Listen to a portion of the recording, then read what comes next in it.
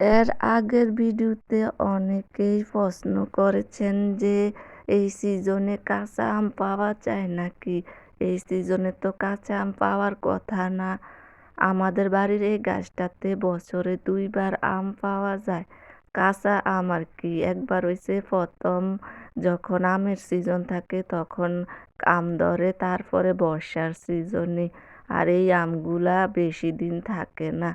যতই বড় হয় এগুলাতে পোকা ধরে, না হয় ঝরে যায় আর পচে যায়। এগুলা ফাঁকা পাওয়া যায় না।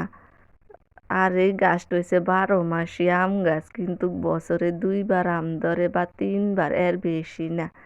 বড় ভাই আম পাড়তাছে আর বলতাছে, "দেখো আমি আম পাড়তাছি, এগুলা দিয়া ভর্তা খাবো।" ওরা আবার আম ভর্তা অনেক পছন্দ করে। ছোট ভাই তো টক জিনিস পাইলেই হইছে। ও বারবার আম গাছের কাছে আসে, বলে যে আমের ভর্তা বানায় দেওয়ার জন্য। ওর জন্যই বেশিরভাগ আম ভর্তা বানানো হয়।